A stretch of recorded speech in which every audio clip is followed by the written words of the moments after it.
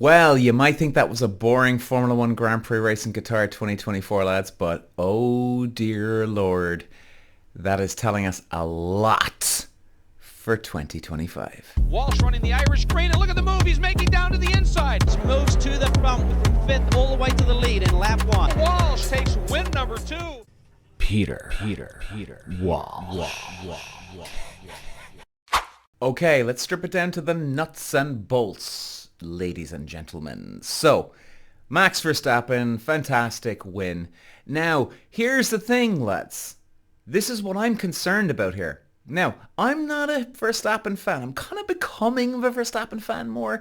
And by the way, I want to shout out to my Dutch listeners. And by the way, everybody that watches me on YouTube and Spotify, I love you all. Thank you, and I really appreciate it. I just have a few Dutch fans coming in now in the last couple of months, and Holland's a very special place to me. I won my first Formula 4 championship there, and it's like my home. So, you know, for Dutch listeners to be listening to me, it's very, very special. And by the way, you know, for everybody else that listens to me, I love you all as well. Very special. It's just Holland is home to me, and brilliant. And I want to thank you, lads. Thank you. Now, however, let's get into Verstappen. I'm not the biggest fan of the guy, but I tell you, lads, what they did in Qatar here, I was shocked that they had the speed this weekend. I don't actually understand it. Did they throw a curveball here? Did they have a new upgrade that just really solved all their problems? Because the pace they had here this weekend was brilliant. Absolutely brilliant. And I gotta say, another throw out to Christian Horner and Red Bull. It was so admirable what Christian Horner did this year after all the crap that they went through, whether it's true or not true. But there was a lot on the plate for these guys at Red Bull. And the fact that they kept their eye on the prize, they kept the focus, and they just got on with the job. It was brilliant. It was absolutely brilliant what they did.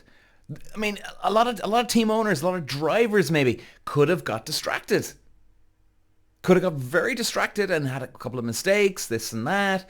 Now, yes, Red Bull did not have the pace halfway through the year. And all of a sudden, for some weird reason, they've got the pace again now.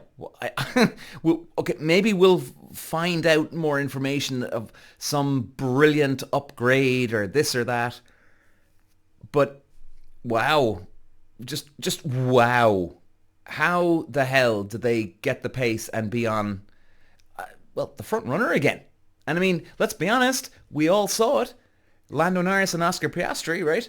They were probably the two quickest guys for the last couple of months, right? We all know this. So now all of a sudden we've got Christian Horner and Red Bull and Max Verstappen kicking ass again. Now, I think, guys, this is going to be a very, very good indication for next year. Because there's not a lot of technical changes for next year. They will come out with some updates, of course they will. But it's not huge drastic changes, lads. It's not huge drastic changes as people could think. So I think that Red Bull, even though they've lost Adrian Newey, which is a huge, huge blow to the system, but they've kept their focus, they've kept their eye on the ball, eye on the prize, and they're there. Now, Adrian Newey is probably going to be a huge threat next year. Depends on how much resources he's get. I've even made a video of this. I genuinely think Adrian Newey's going to get all the resources he needs. I think there's going to be no problems there. It's just a question of how fast can he turn that Aston Martin car around into a winning, race-winning and championship-winning car, because that's what his goal is here. And this, even though we've only got one more race left, this is a very, very good indication of how the cars are going to act in the first 2, 3, maybe 4 races for next year. That's what I would think. Now, again, you can have updates, right? Upgrades on the car. You can have something that they might even find out in the wind tunnel in the next couple of months, right, in the winter break. It's going to be very exciting. Very, very exciting. So, it's going to be a short podcast today because, look, it was a little bit of a boring race, let's be honest here, you know. But again, you know, if you're looking behind the scenes, like I said, you know, it gives us great hints and indication of who's going to be quick next year. All that. So, the other thing I want to talk about is Lando Norris's yellow flag. Look, call me crazy. If you do keep up your speed on a yellow flag, there has to be a penalty. All right. Now, by the way, I've been gunning for Lando Norris all year. I've been gunning for the guy. I hoped he was going to win the championship, but he didn't. Job done. End of story.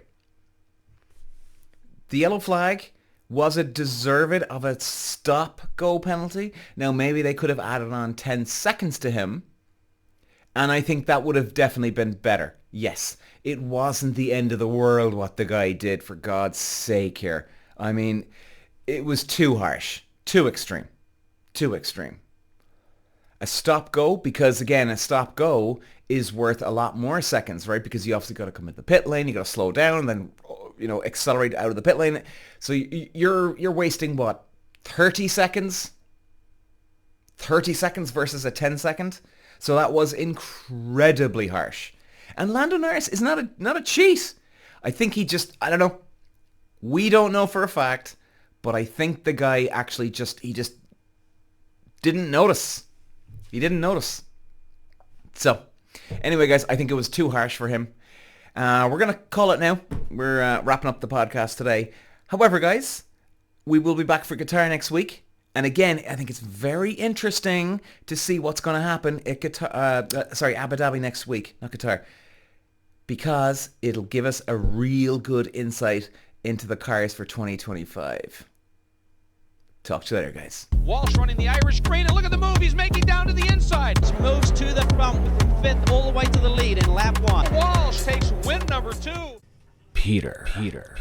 Walsh.